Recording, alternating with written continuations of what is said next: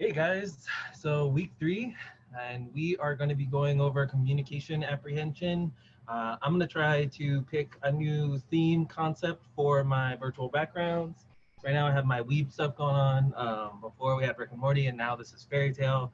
It's an anime that I enjoy. If you guys have the time, I definitely recommend to watch it. I think it's still on Netflix, so take a look. It's actually really cool. Kind of slow to start, but still really fun and really cool. So as I mentioned, we're going to be talking about communication apprehension. And so in communication apprehension, we're going to be going over, it's going to be a two-parter for you guys. So we're going to have the first video and talking about what is communication apprehension and its definition.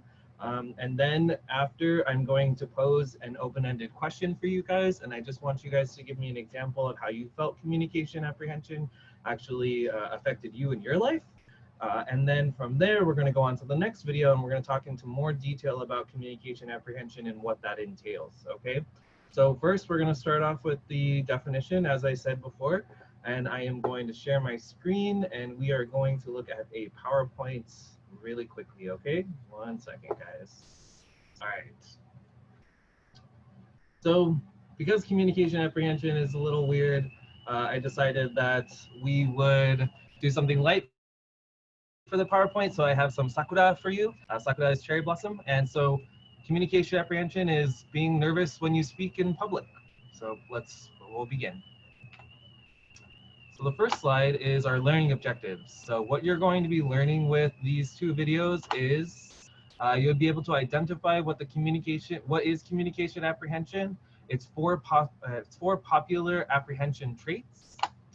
And you're going to also be able to implement some practices that can help you manage your communication apprehension. And you will also be able to understand the myths and misconceptions of communication apprehension, okay? And so let's start with getting into communication apprehension. A lot of people feel like Homer in communication apprehension when they are so scared that they cannot actually even go and participate with other people for the fear of communicating. So that comes to the question, what is communication apprehension? So communication apprehension is defined by James McCroskey as the fear or anxiety associated with either real or anticipated communication with another person or persons. And so that's why I put Homer here, because Homer, he's injured and he can't go outside and he wants to have fun and communicate with people. But the communication apprehension actually refers to people who can't really go outside because they're so afraid of communicating with other people in public, or not even just in public, and just depends on the situation. And we're going to be going over those anxiety traits in a little bit. But just to give you an example of what communication apprehension is, so I experienced communication apprehension not that long ago, a couple quarters ago, last year. I actually I'm a part of this committee for the first generation students. I am also a first gen student and first gen myself. I am a part of that committee, and so I volunteered to introduce one of my faculty members in my department to like a crowd of like 300 students. And it didn't go well. It went fine.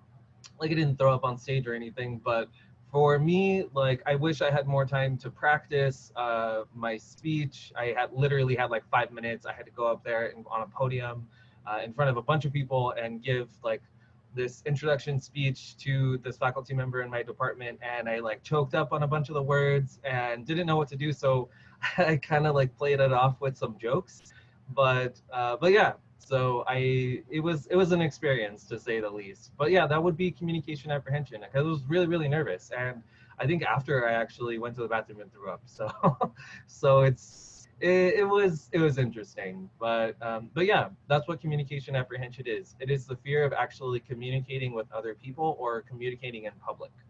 Okay, and so like I mentioned before, I'm going to be posing an open-ended question at the end of this video, and after we answer that question, we're going to be moving on to the next question, to the next video, which is the 4 anxiety traits of communication apprehension.